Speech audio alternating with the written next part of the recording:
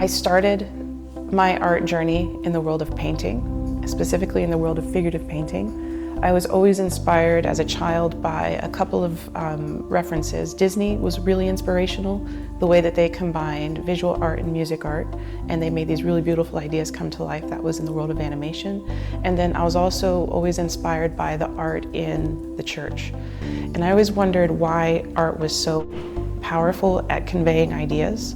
And so I was really obsessed with, like, how do you convey an idea using art? And so that was what pulled me into learning about figurative art. I was obsessed with Northern Renaissance, the late Baroque era, and how artists use these really cool design elements to tell stories. A lot of times they'd be history paintings, mythological paintings, or religious paintings, but they always conveyed an idea really well, really powerfully and poetically using the figure.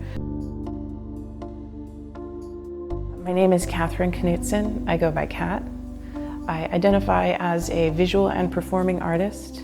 I teach foundation classes at the junior college level to help young artists get a sense of awareness of materials, design language, and figuring out how they want to explore their experiences in life through a visual medium.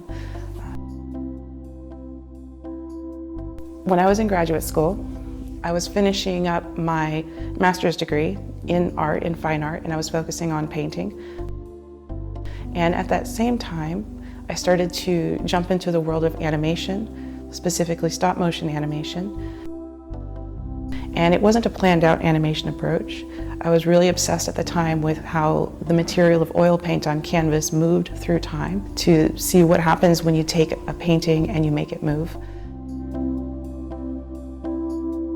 I started to really ask more questions about how can you mix materials in a way that gets your idea across more specifically.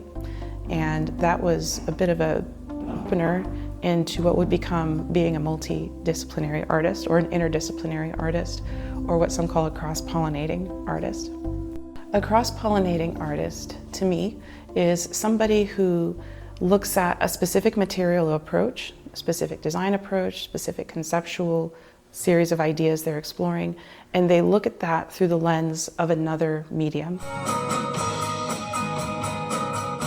I'm a musical artist with the band Long Swan, and that's a really interesting experiment that's been running for almost 2 years now, that goes directly into community engagement, organizing, team effort, graphic design, video content development. So it's kind of a really interesting long-term experiment that's going on. Community engagement to me is if you're wanting to be a part of something, and in order to be a part of that something, you're bringing a certain set of skills that you have that would be helpful in getting that idea accomplished. As one person, you can only get so much done. So when you find others who are also very active, but they're, I would say, neighborly in the sense of there's a slight common overlap in what they're trying to achieve and what you're trying to achieve, then the results are magnified. And so I feel like community engagement is really important because it helps get larger tasks or larger goals accomplished. And then everyone who participates in getting those things accomplished benefits greatly. I've always been a strong believer in where two or more are gathered, like really cool stuff happens. And the whole two or more is like just different minds. So when I'm inspired to create something, it's usually in response to something I just witnessed in a conversation, experienced in a conversation, or watched maybe like some sort of a really cool phenomena that's going on. I would say the biggest thing that inspires me is watching what other people do. They're like magic.